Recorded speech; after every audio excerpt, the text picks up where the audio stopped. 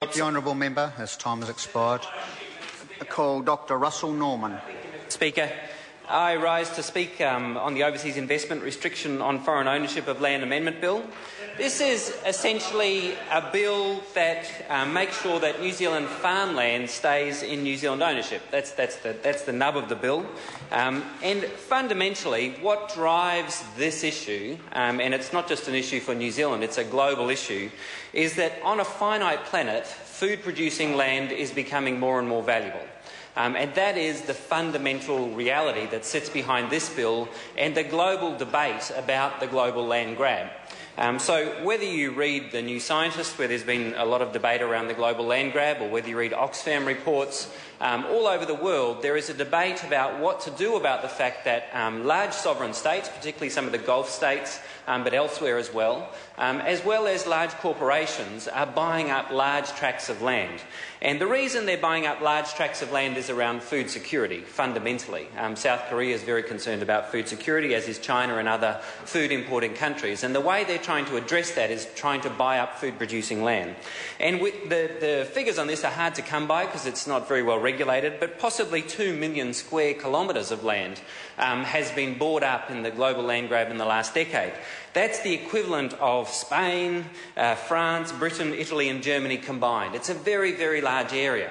And so this global phenomenon of food-producing land becoming more valuable is being driven by a few things. The first, of course, is growing population.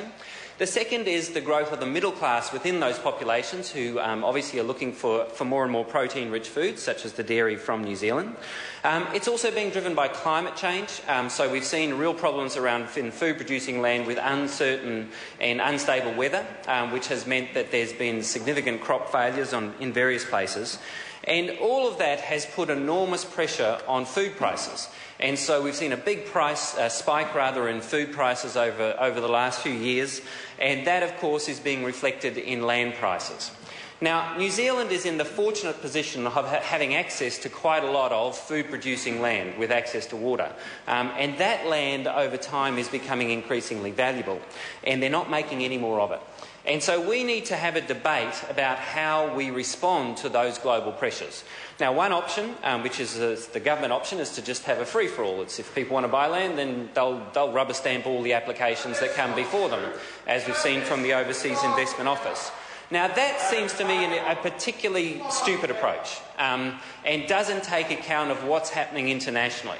And I was hoping tonight we'd actually hear some reasons from the government, but all we heard from Jonathan Coleman and Mr Banks, who are going to form National and ACT together, and Peter Dunn, the majority probably that will defeat this bill, all we really heard from them was an attack on me for being a migrant.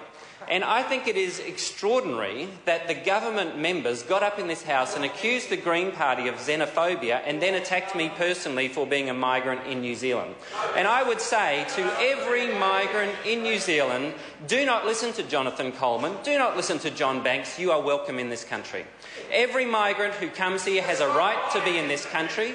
Every migrant in New Zealand has a right to buy land, and we believe in the Green Party it is important that migrants and all other New Zealanders are able to afford to buy land.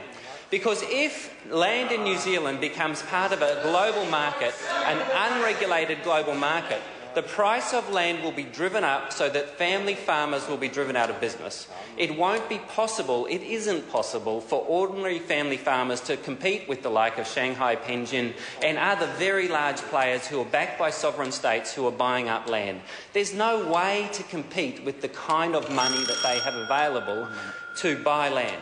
So whether you're New Zealand born and bred, a citizen here, or whether, like me, you've come here as a migrant, and I'm proud to say I'm a migrant, and I say to John Banks and Jonathan Coleman, you might attack migrants, but we're not going to listen to you. Whether you're a migrant or a citizen, whether you're born here, this bill is about making sure that everybody who makes New Zealand their home can afford to buy land here. Because if we have open slather from all of the international forces, we will drive up the price of land out of the reach of ordinary residents and citizens in this country. And that's fundamentally what this bill is all about. Dealing with the international pressures to make sure that family farmers have a future in this country, to make sure that ordinary citizens and residents can afford to buy land in New Zealand. That's and right, that with the means cell phone. keeping New Zealand farmland in particular for New Zealand citizens and residents and New Zealand-owned companies, because otherwise that land over time will become more and more expensive. Sorry to interrupt the honourable member. Overseas His time has expired. I call Paul Goldsmith. Thank you, Mr.